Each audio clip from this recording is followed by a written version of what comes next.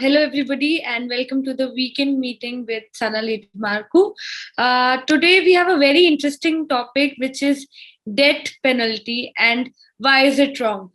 So, I have seen, I think, in my friend circle itself, we have a very different ideology and opinion on whether death should be considered as a penalty or not. So, this is going to be a very interesting session for me also, and I've asked my friends also to join to know more about it. Before I start with the questions, I would like to welcome Mr. Sanal sir and begin with the question after that. So the first question that we have is: it seems that from the dawn of civilization, death penalties existed. Old kingdoms and empires killed their political opponents.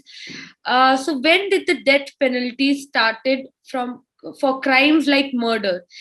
This question has been asked by Brandon Walsh from California. Well, that's a very fundamental question. When did we start it?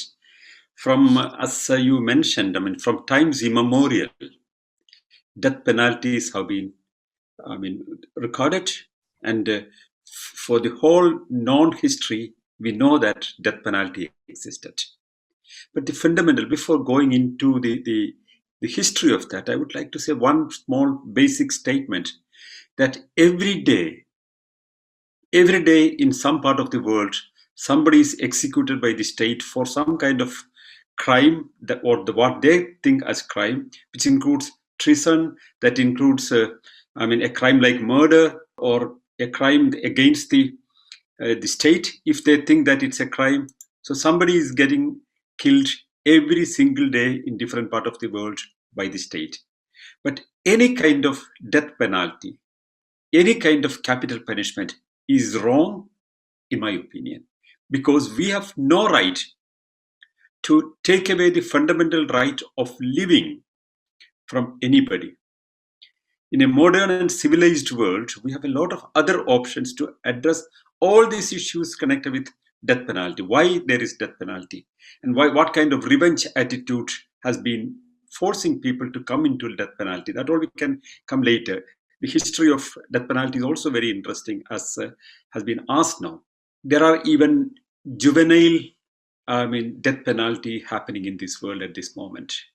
Now, coming to the history of death penalty, it has been perhaps existing from the Greek history. We can see there was death penalty, and it was officially sanctioned by some of the ancient Greek philosophers, that they suggested that the life of people are not to be taken by the state, but they should try to, for example, Aristotle very clearly says that we have no right to take away the right of the people, and every crime should be addressed in a way that it should be in the interest of reform. But when it does not work, there the Greek philosophers go very clearly that there can be a death penalty without much pain to the people.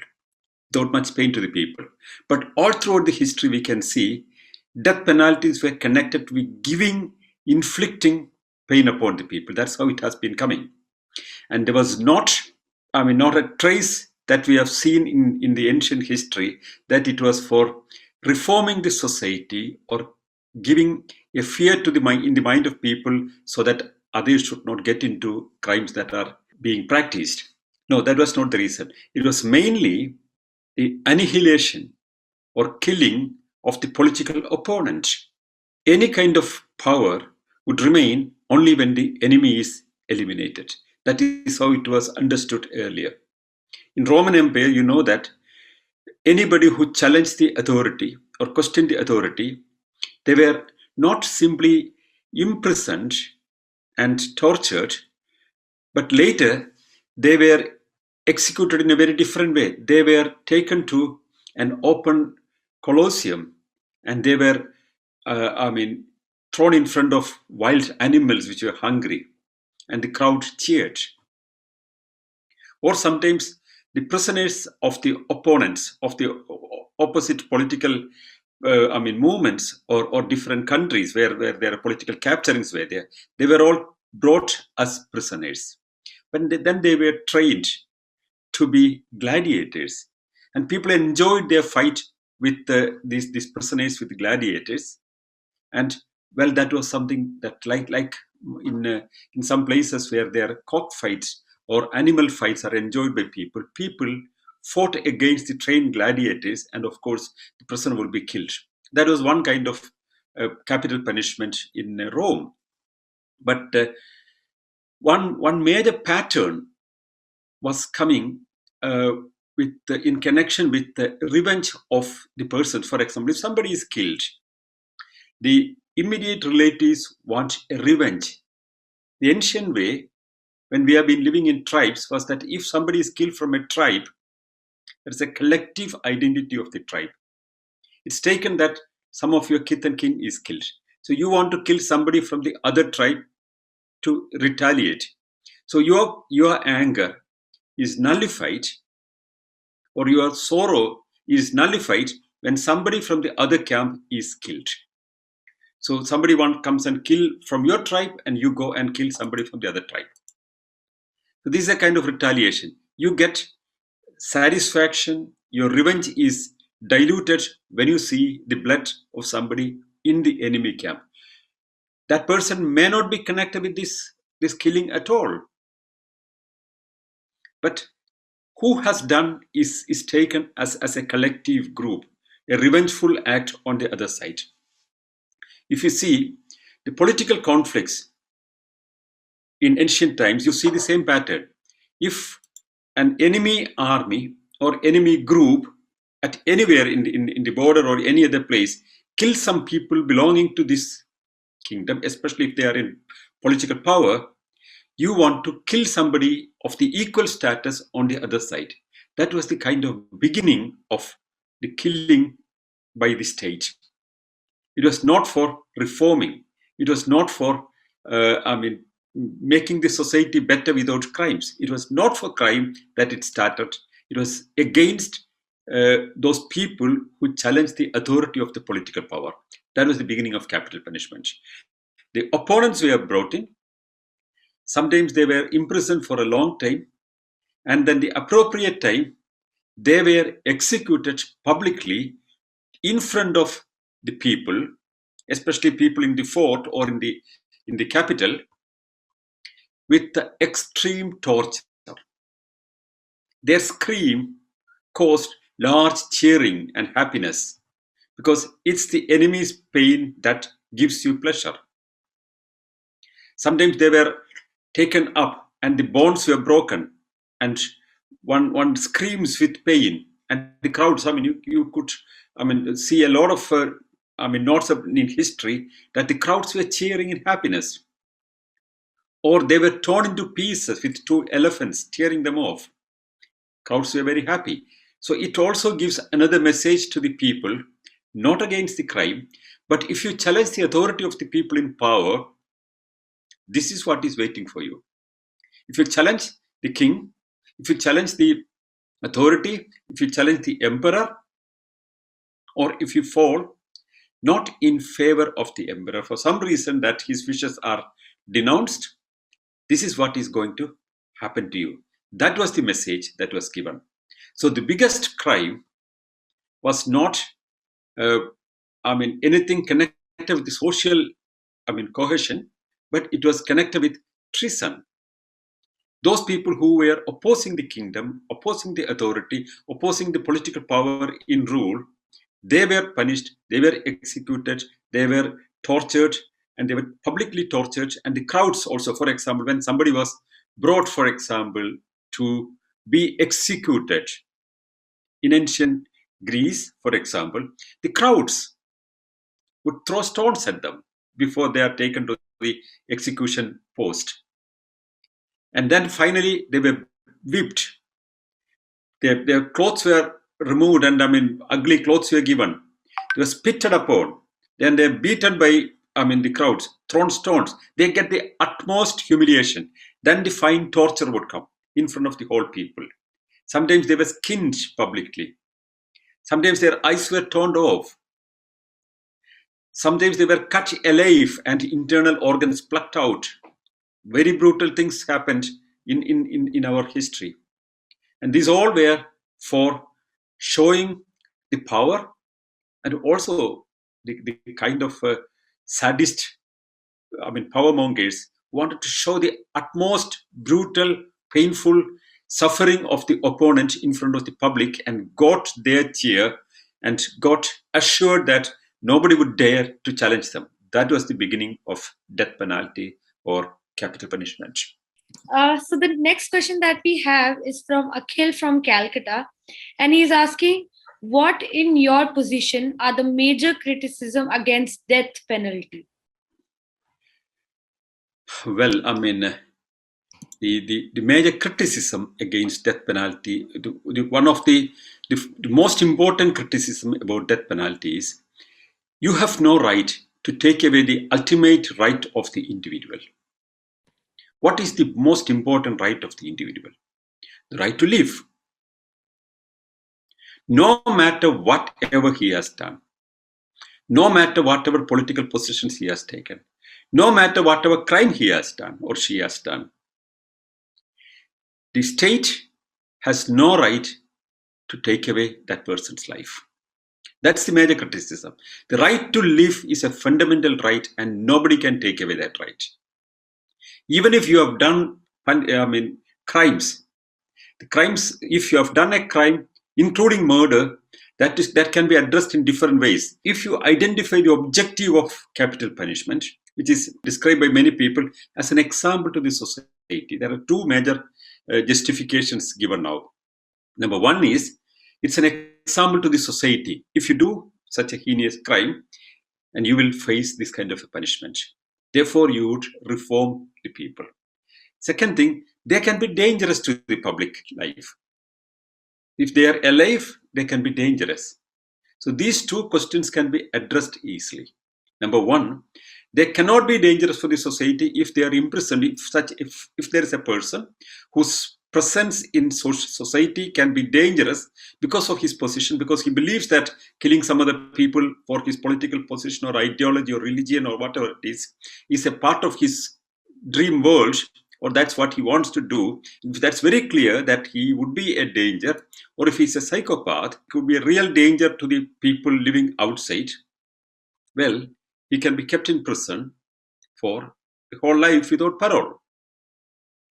That need not be a reason to execute a person.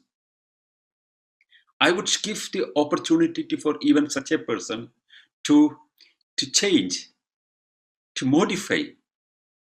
And still, he can be in prison for the crime he has done, so that it is not a danger to the other people, but still he can live a life under control that need not be necessary to kill him for that purpose, that is danger for other people.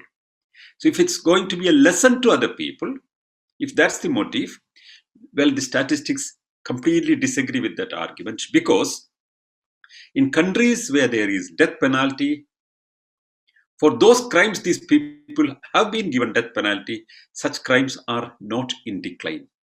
So it is not influencing people to rectify or get into fear and to stop the crime. For example, the largest number of executions are happening in China.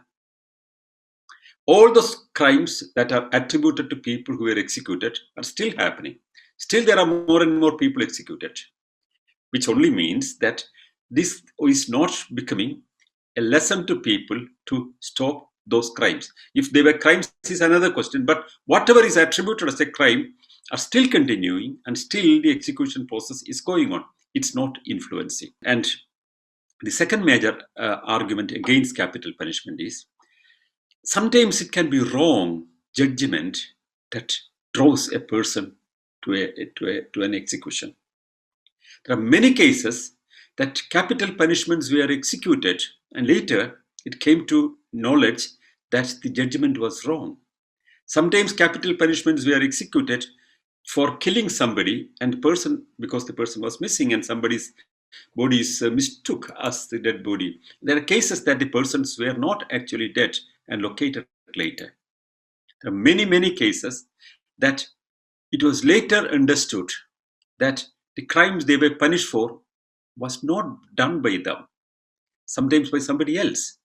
But the evidences, available evidences, it's not evidences per se, but the available evidences drawn the whole thing to a person. But you have ended his life. He has no possibility. I mean, you cannot correct your decision once you have executed the person. You can say that the state has apologized. It has happened many times.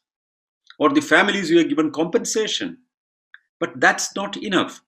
The person who was accused was perhaps not a criminal, only just because the evidences were against him, he was executed, and there is no way that he can be recovered back. But if he is in a prison, a long time prison, or perhaps, I mean, in hard cases, maybe a lifelong prison, if such a case comes, that can be rectified. And the third option, third major objection about death sentence is it's not even, one of the arguments against stopping death sentence is it's, these people have done very, very heinous crimes, and they are eating good food and, doing some fine exercises and having a fun life in the jail. They don't have to even work. So it's not the case, actually. Most of these people, the freedom is the greatest value. Food is not the biggest attraction to people. It's freedom. That's the biggest attraction of anybody in the whole world. Once you are denied freedom, that itself is a great punishment. And you are in a prison, but a prisoner need not be simply sitting and eating food and spending state's money. They can be put into any kind of work that they are capable of doing. So there are many ways in our present day jails also in modern countries to, for example, if a person is not physically fit to work in the garden, and if he is good at reading books, he can be the librarian of a prison. I mean, you can find some kind of, otherwise if a prisoner is not equipped to do some work, he can be trained to do some work. There are ways to articulate it. So the work, their stay will not be costing any money. Rather, their stay can be paid by them as work in the jail.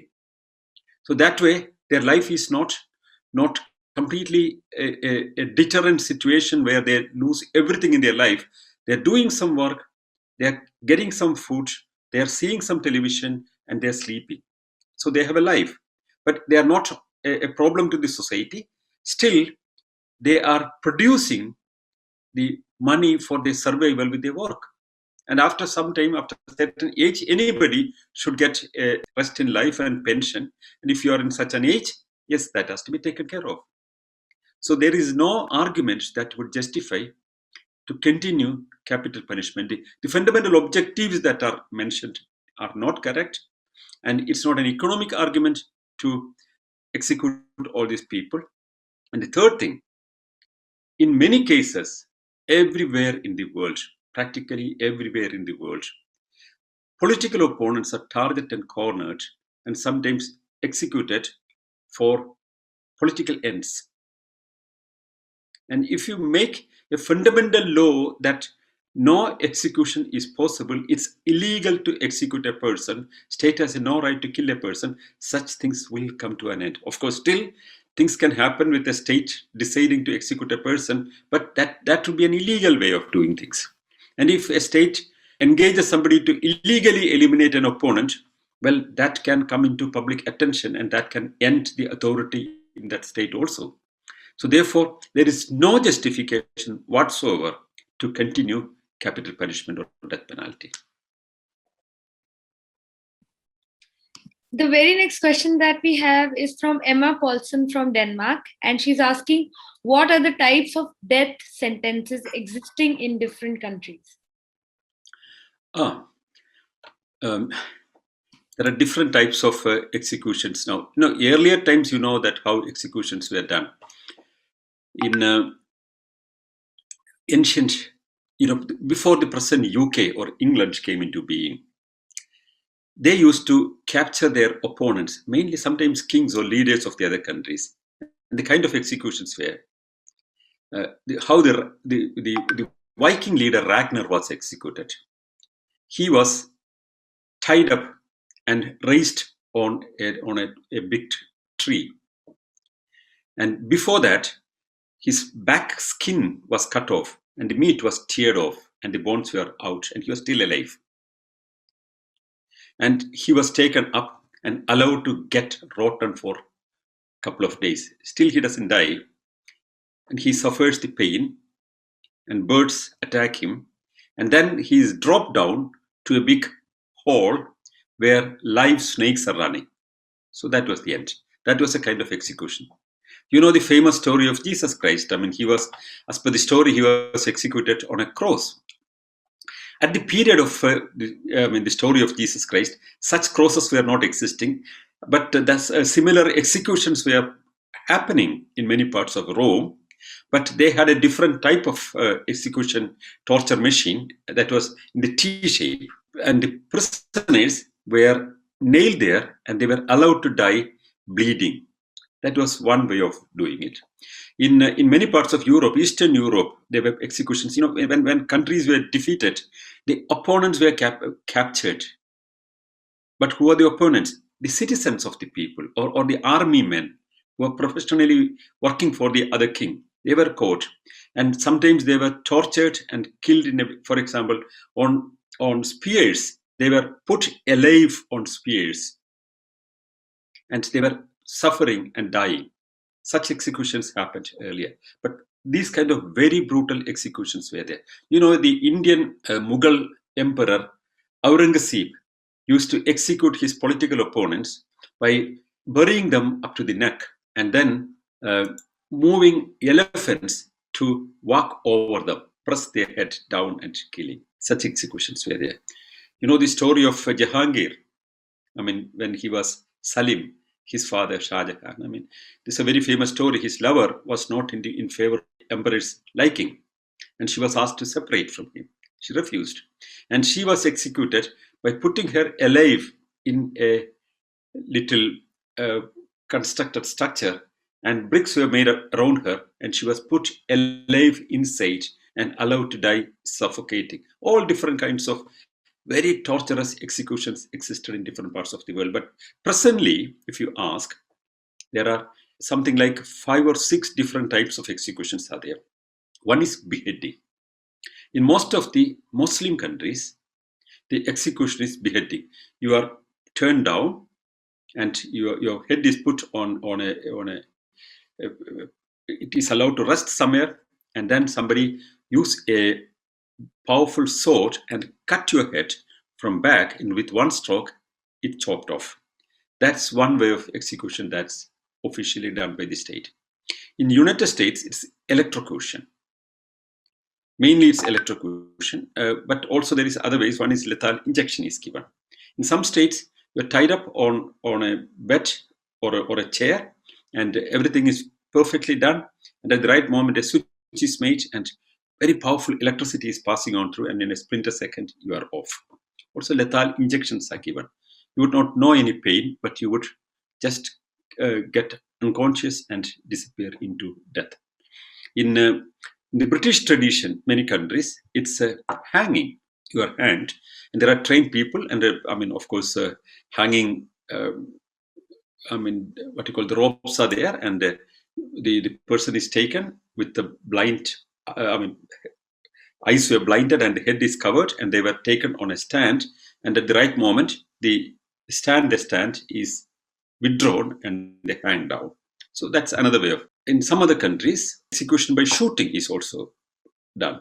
So what the prisoner who is to be executed is taken, standing there, blindfolded, and a few people, maybe a dozen people, all with machine guns, aim at the person. And then the moment it's announced, all people shoot at the person simultaneously, and one is dead. These are the major ways of execution at this moment. But these are execution by the state. As you know, there are organizations who believe that they have the power of a state, or they want to have the power of a state, or behave like power of authority, like the IS, like the Taliban, like the Maoist groups in different parts who are in control. They try to punish people with their own laws, and they find very brutal ways to do it. So these are not states, but these are terrorist organizations who think that one day they should become state and start to implement their ideas about how to handle their opponent. So eliminate the opponent, like in the old times, these people all do. I mean, you know that the famous the actor in Afghanistan who was recently, I mean, in a couple of days back, when he was when he was abducted by the Taliban activists and taken in a car. I mean, most of you must have seen on these clippings. He was beaten all throughout in the car, and when he was finally taken to the destination, his mistake. Well, Taliban does not allow, as per their value system, cinema is a sin, and participating in a sin is punishable.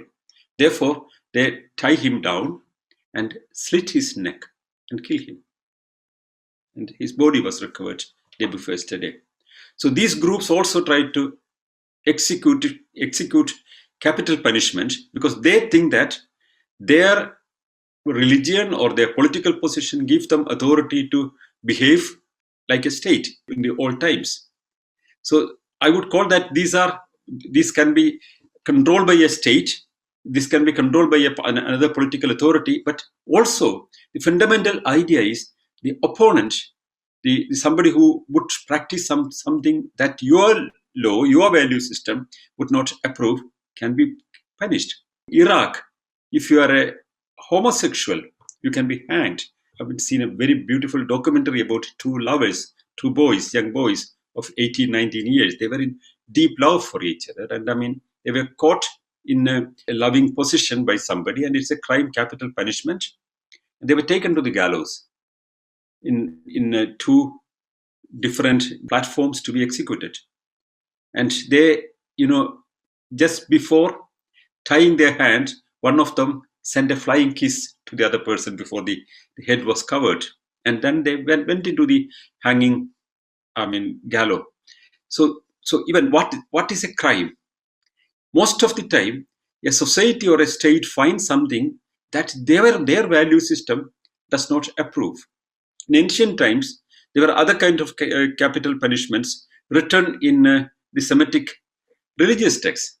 In Old Testament and in Quran, you can see the suggestions of capital punishment to women who were doubted to be adulteries. You must be knowing the famous story that somebody brings a lady who was to be stoned to death. And the famous story that Jesus says, those who have not sinned can stone her, which means if you have not sinned, you can stone her and kill and end her life.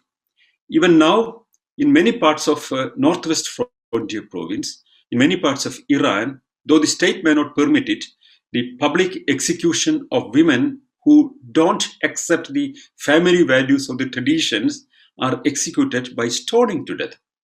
All these different kinds of punishments are existing in different ways. In India, the Ka Panchayats, that's not the state or any other official organs doing, but the local panchayats. When they think that somebody has broken their law and not married somebody whom they would not approve by their values based on their caste or tribe or gotra, they would execute by chopping their head or hanging them. So these are done by groups, fanatic groups, or very conservative groups who think that their value system has to be implemented even by killing somebody. But we call that all crime. We call that all as brutal. We call that all are unacceptable.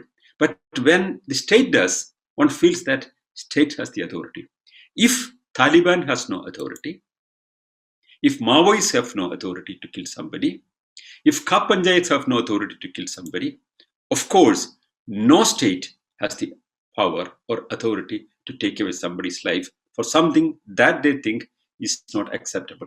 For everything, there is other solutions available than capital punishment or death penalty. So moving on to the next question, we have a question from Neha Parekh from Detroit, and she's asking, in what all parts of the world death penalty exists now? Have any countries banned death penalty? Well, death penalty is banned in most part of Europe. It's not allowed. But there have been movements in different parts of the world against death penalty. In USA, there's a very powerful movement against death penalty or capital punishment, but it's still legally allowed. In the Scandinavian countries, there is absolutely no death penalty. But imagine, without death penalty, in Switzerland, there is no death penalty. In most of the civilized part, or the so-called civilized part of the world, there is no death penalty. I can vouch the example of Scandinavian countries. There is absolutely no death penalty possible in Scandinavia. But you have the least number of crimes here, the least number of murders here. So there is no correlation with that. So if you want to have a list of the countries with death penalties, that's quite shocking. I mean, I'll tell what are the kind of death penalties per year it's happening. The latest figure is available only of 2018. I have the list here. China had more than 1,000 death penalty an year.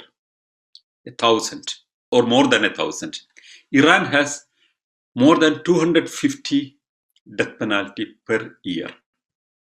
Saudi Arabia, 149 death penalty by beheading per year. Vietnam, 85 death penalties. Iraq, 52. Egypt, 43. United States, 25. Japan, 15. Pakistan, 14 plus. Singapore, 13. Somalia, 13. South Sudan, 7. Belarus, 4. Yemen, 4. Afghanistan, 3. Botswana, 2. Sudan, 2. Taiwan, 1. Thailand, 1. North Korea, it's unknown. How many people are executed is not at all known. But many countries like India, people who have been officially, their death penalty was decided by the court, but they would not execute it. They would keep them in jail still for a long time, even if the whole appeals are over, unless there is a political pressure or certain situation, like, for example, the accused person in the Mumbai terrorist attack. I mean, there was a political pressure, or Makbul Bhatt and all these kind of people. So that was partially political also. Otherwise, normally people who are decided to be executed are not executed, and they are kept in prison for comparatively longer time, and the actual death warrant might come much later. In 54 countries only, death penalty is now continuing. Only 54 countries. So death penalty should be abolished. That position is officially taken by 107 countries. The majority of the countries in the world do not practice death penalty. And there are abolitionists in practice countries, means who have death penalty by law, but have not executed anybody for more than last 14 years. And there are 7 countries like that. So there are some countries who are abolitionist in practice, but there are death penalties that earlier were happening. There are 27 countries. That's the situation. In short, there are only 54 countries out of more than 161 countries of which information we know have death penalty in practice. So it's on way out. And the most shocking information given by Amnesty International, which fights tooth and nail against death penalty, says that in China, even an accusation of corruption can take a person to a public hanging on a crane. That's how they do it. They bring people to be executed. They put them all hooked on a crane and lift them publicly.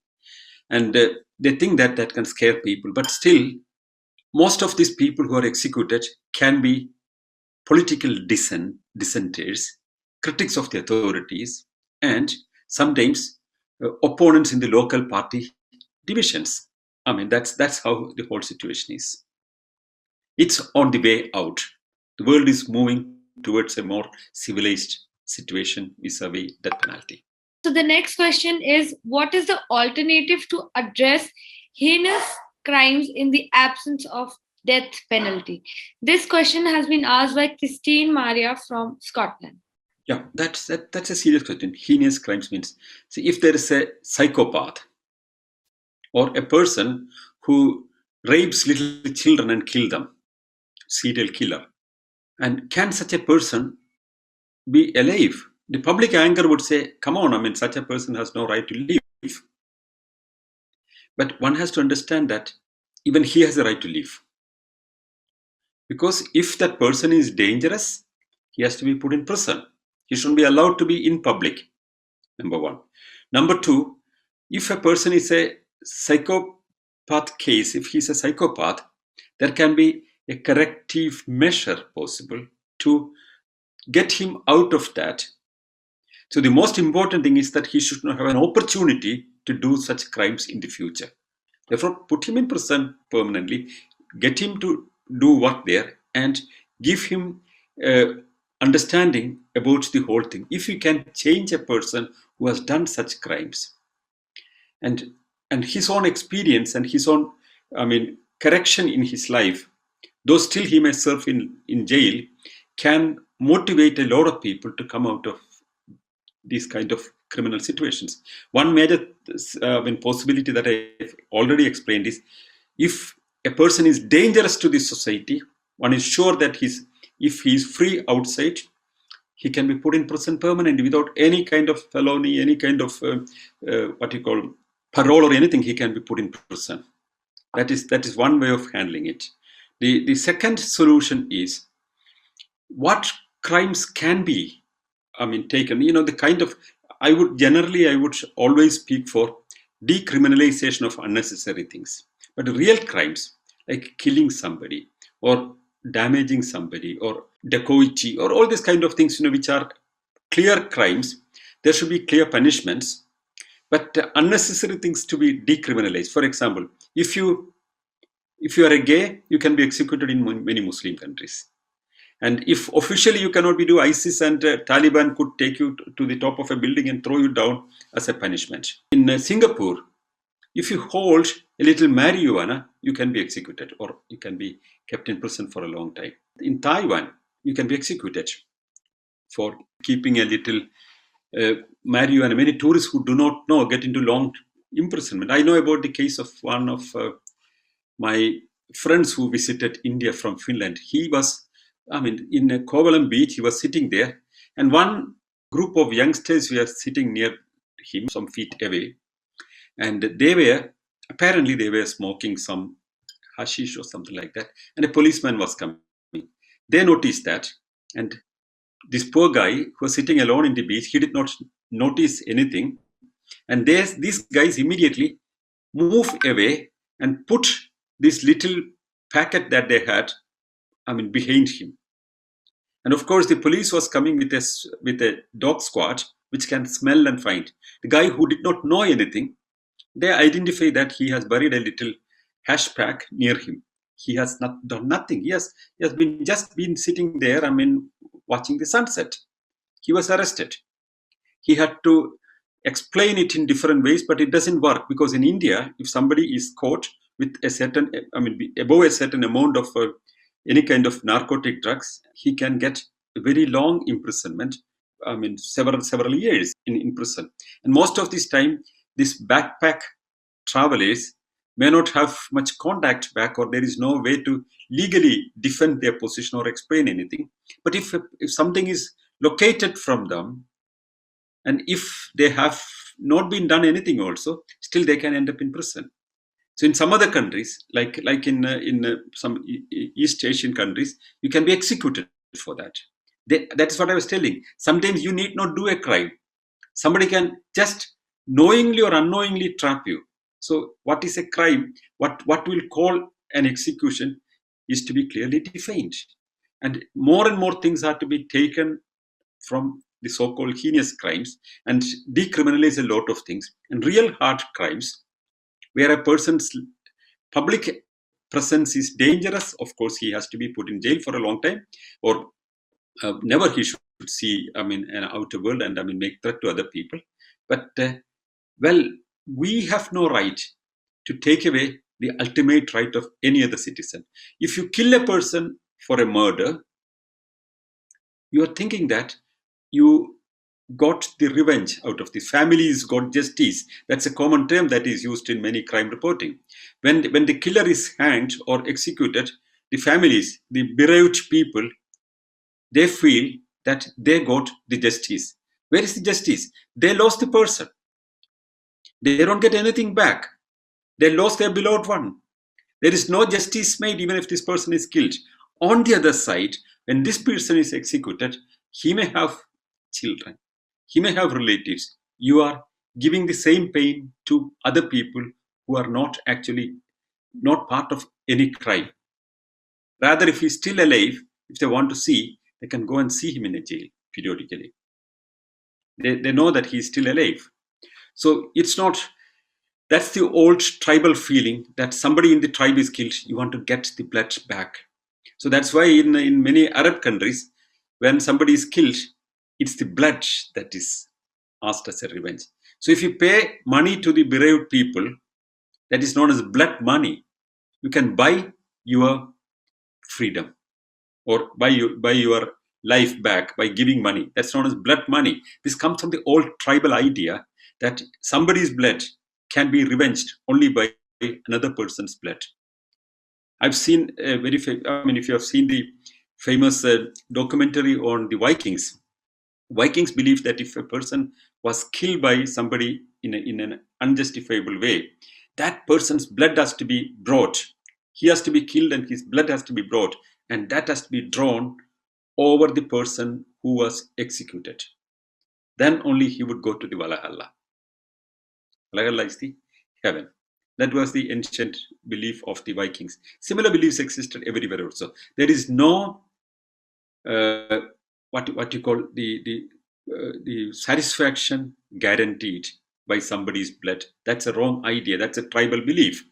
You cannot get any kind of justice by executing somebody else instead of an execution of your dear ones. You don't get it. But you have to see that such a person is not doing such crimes anymore, and you have to ensure that person is kept in safe situation and not a danger to other people. That's the only guarantee a civilized society can ask for. So you cannot believe that you got your revenge done. That's the ancient revenge, or you got your justice got by somebody's blood spilled out. That's not correct. So there is the only possible way I would suggest is this old tribal mindset we have to come out from. If somebody has done adultery, they have to be stoned to death. That was an old idea. Somebody has done something our faith would not approve. That is to be, immediately punished by the crowd. In Pakistan, blasphemers were killed everywhere, even by kings and religious leaders. One of the major execution series in the medieval times were against blasphemers. They were not even the kings and emperors were doing. They were blasphemy courts, and anybody who has challenged the authority of the God or faith of God, they were burnt alive. That was the punishment for several centuries in Europe. So this was all based on certain ideologies, certain intolerant worldviews, and belief that anybody who oppose my worldview are to be finished.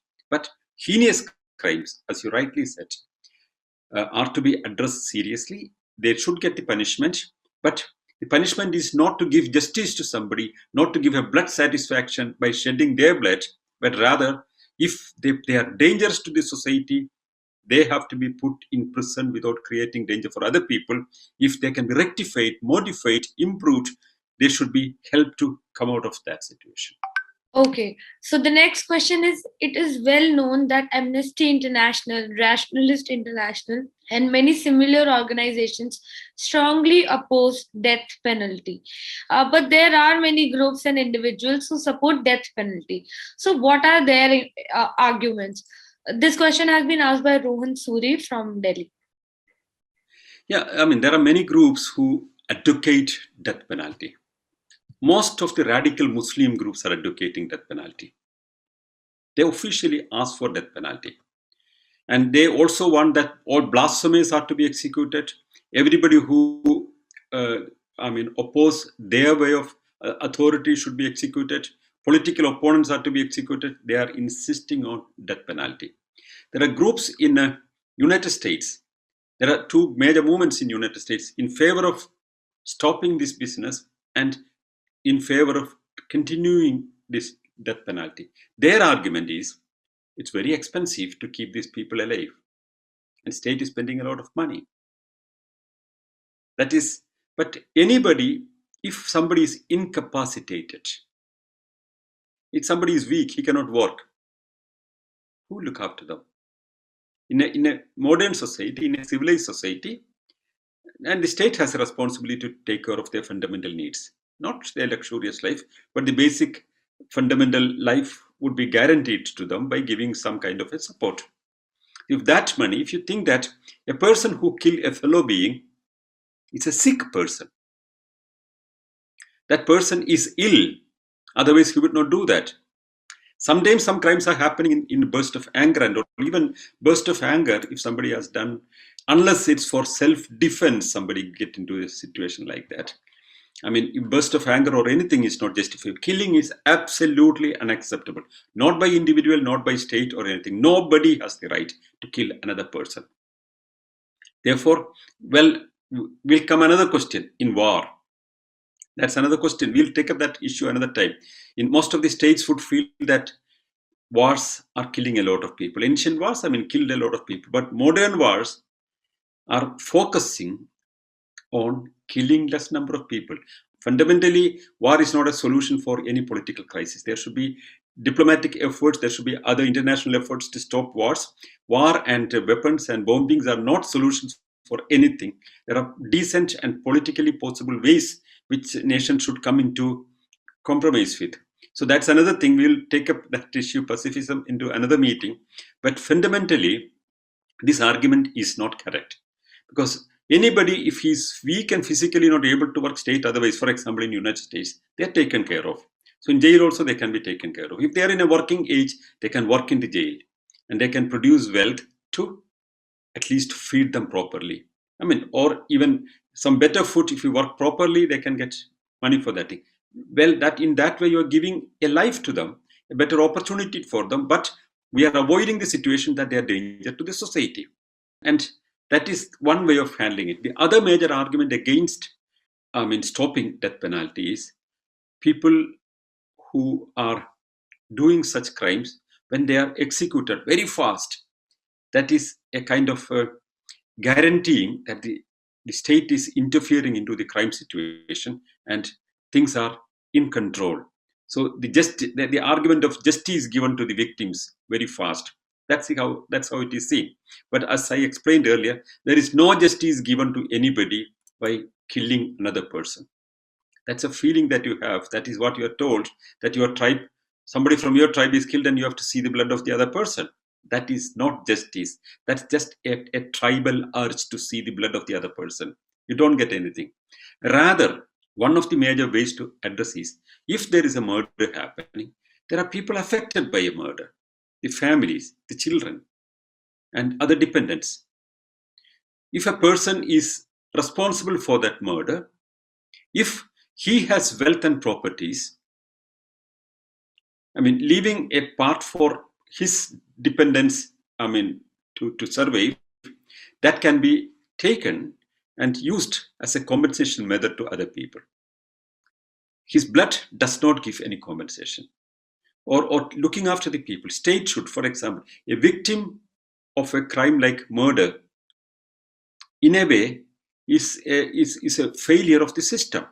Why is somebody, if I believe in the system and if I'm killed by somebody, that my faith in the system that will protect me has failed somewhere.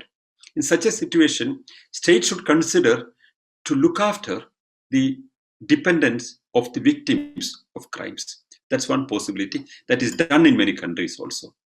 In many countries, the victims' families' fundamental requirements are taken care of the state. That's one way of addressing it. So the fourth argument that many people would normally say is, punishment is against the order. If you break the order of the society, they have to be punished. Then only the order of the society can be kept. What is the order of the society? Well, you believe in certain value system, and if that value system is broken by somebody, well, they are to be executed. In ancient times, probably if you break your caste rules and marry somebody else, they have to be executed. If you believe that gays are criminals and they are to be executed, your value system, your homophobia is satisfied. So all these kind of things. Or if somebody believes that having a little small, hashish or somebody is a reason to be executed.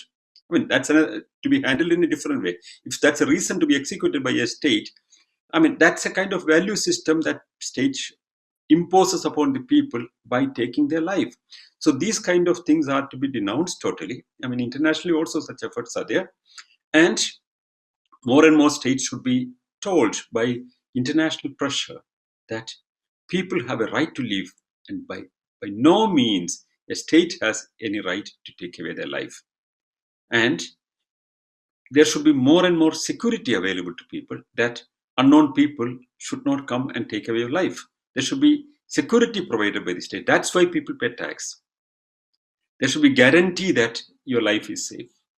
And if you start bringing in more and more things under the big banner of death penalty, well, you can execute many people. You can find some mistake in somebody and brand them into that category of crime and execute people. But these crimes would not stop by that. Nowhere in the world, nowhere with statistical evidence I can say that executions, capital punishment, and death penalty did not stop or not even reduce the crime for which the people are executed in those countries. It still continues. So that's not it's a clear evidence that that's not the reason. That's the reason that is said is not satisfactorily explained by the continuance of similar crimes despite the death penalties going on. The very last question that we have is, what is your response to those criticisms against stopping death penalty worldwide? This question has been asked by Samuel Region from Germany. Should be when I answer the last question. In fact, I've explained these arguments, and right, along with that, I answered my response to that also. Therefore, that question can be skipped. Right. We can go to the... Absolutely. So I think we can move on to the participants now. So whoever wants to ask anything. So we have our first member, iPad, and I would like you to unmute yourself and proceed with your question. Good evening, Mr. Sanal Edamaruku. I never seen, the charisma and the knowledge and dedication what you do. I attend other Zooms also. Nobody dared to discuss this. Your dedication, so deep to protect the life of a criminal. In 25 states in United States, death penalty is still existing, still in my own state. There are criminals, serial criminals.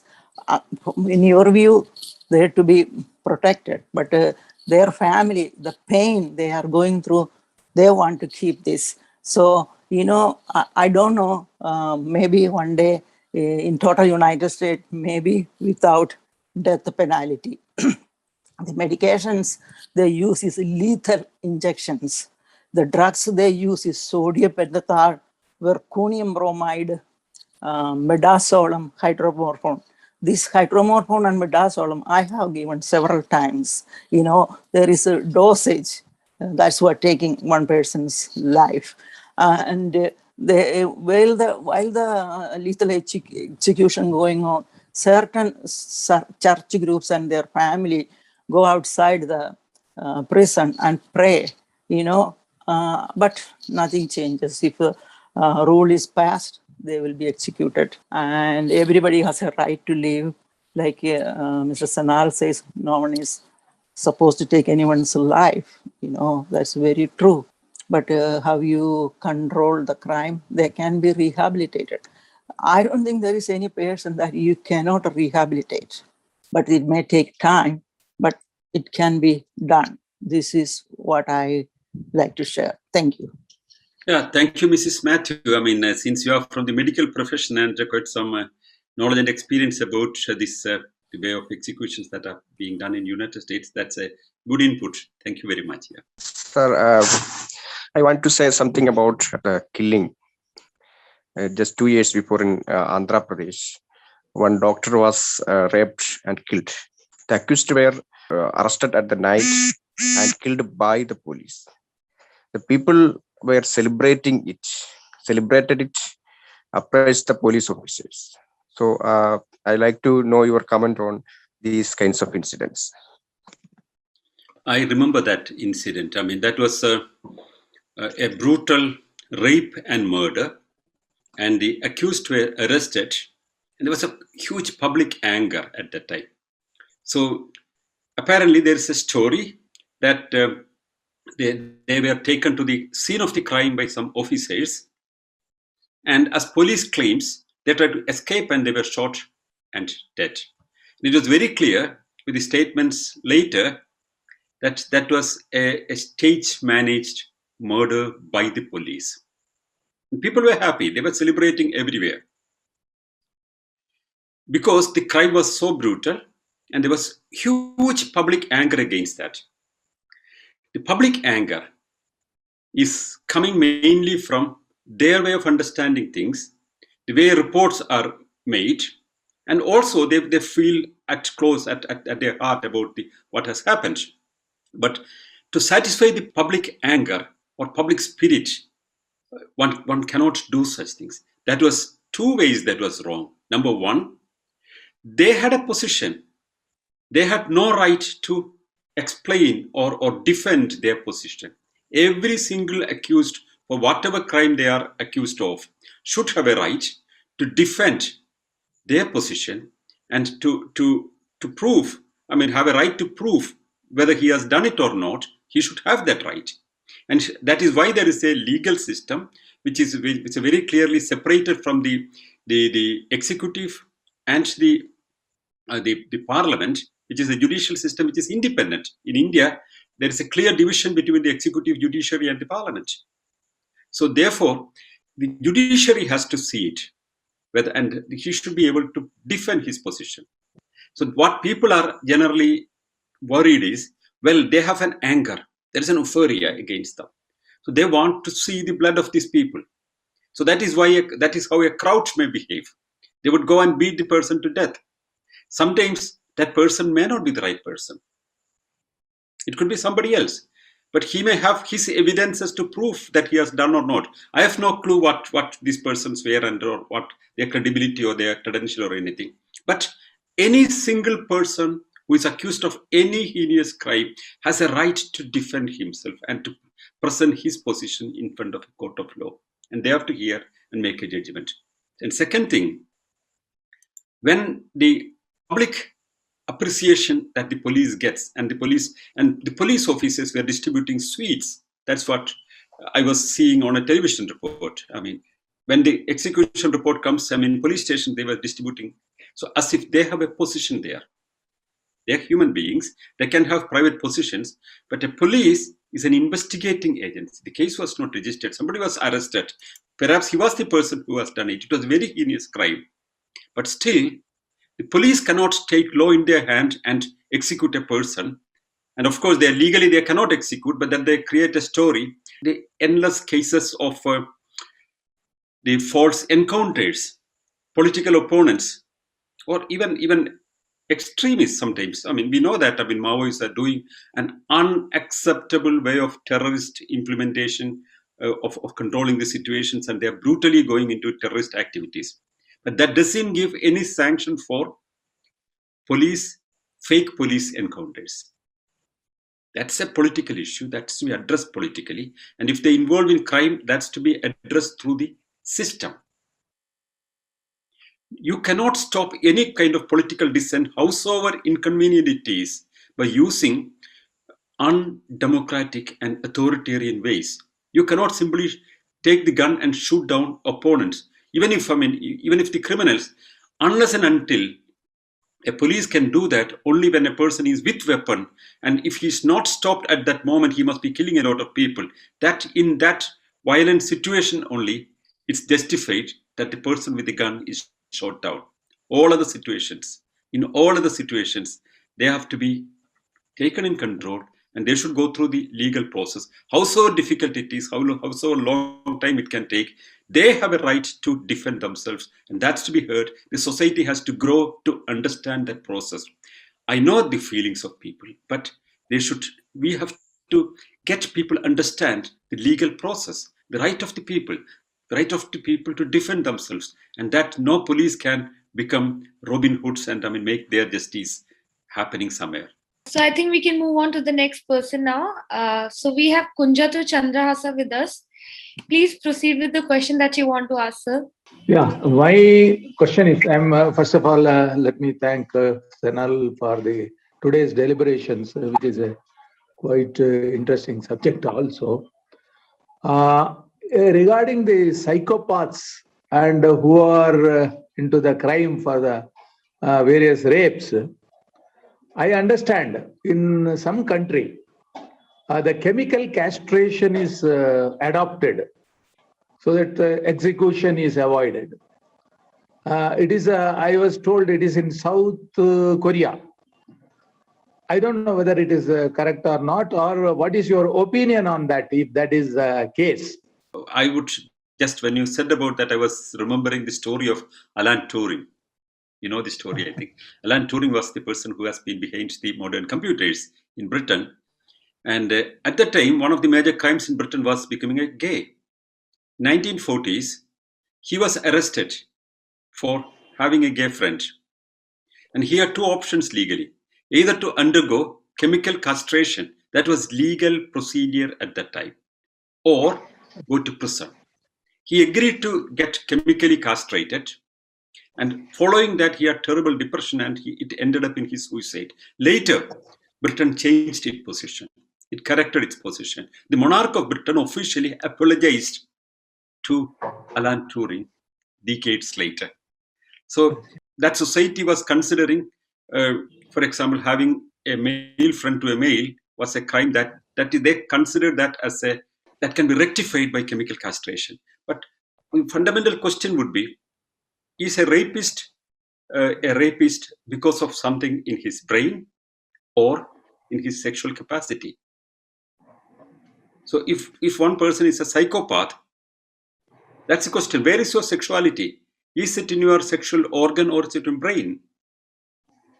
The modern understanding is your sex is not in any part of your body, but it's in your brain. So chemical castration is stopping the sexual act of a person only. But the brain, the problem in your brain that makes you a psychopath still continues. So he may find different ways to continue his violent action.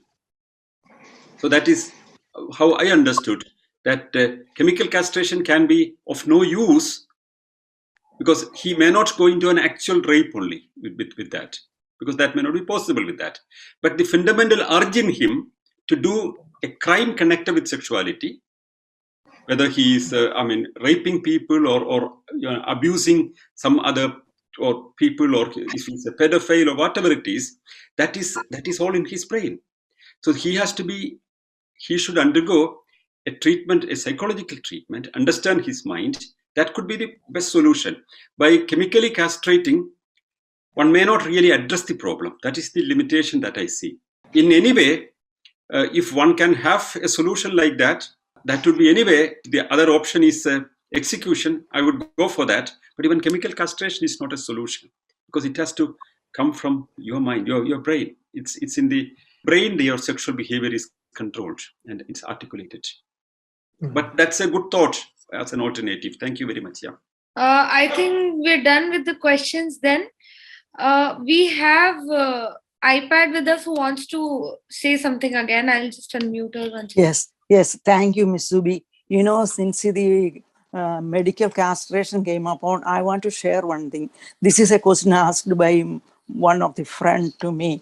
You know, if a person with one testicle, can they impregnate and have a normal sex life? Yes, they can. I want everybody to know, if anybody asks you a question, please share that. They can also marry and live a normal life. Another thing, in the United States, no case is closed until it is resolved. So people are in the death row also exonerated, and they are restituted also. That is also happening here. And another thing, I want to ask Mr. Sanal, if his friend from Finland who arrested is in India, did he get exonerated? You asked about my friend who was in India who faced this tricky situation. But I tell you one secret, which is since I know the story, you know how Indian system works, how corrupt it is. And since he had an idea about that, he used that method. He said, well, sir, it's not from me. I don't even smoke a cigarette. I have not, been smoking anything.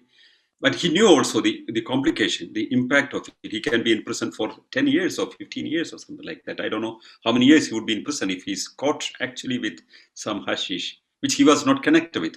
So the policeman, the squad, sad about that, that how Indian police works, ask him, okay, give me 25,000 rupees. Then you will be out. Otherwise, you are going to be in prison. And he made a That's a deal good- and he paid 20,000 and settled the whole issue.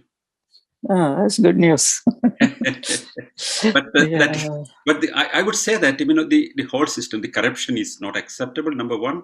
Number two, the most important thing is we have to decriminalize these kind of things and people should be able to do things without fear. For minor crimes or also these kind of things are not to be taken as crimes that should end up one's whole life into prison or anything. I always would advocate that less and less things as real crimes and more things which are decriminalized, and people should have a free and fair life without fear of all these kind of laws coming upon you. Traffic mistakes, yes, there should be strict laws. And if one is taking somebody's life or attacking somebody, yes, there should be strict laws. Financial crimes, yes, there should be strict laws. But at the end of the day, if your value system is connected with something and you are put into prison or you are ending up in life for blasphemy, if there are people put in prison or beheaded or killed in Arab countries, all these kind of things are absolutely decriminalized and stopped because these are infringing on the rights of the people. Thank you very much for these contributions. I believe we're done with the questions now. And this was a very, very, very interesting session today. And thank you, sir, for answering all these questions. We are done with all of them now. Thank you, sir, and everyone for joining, and hoping to meet you all next Sunday. Yeah, thank you very much. See you next week.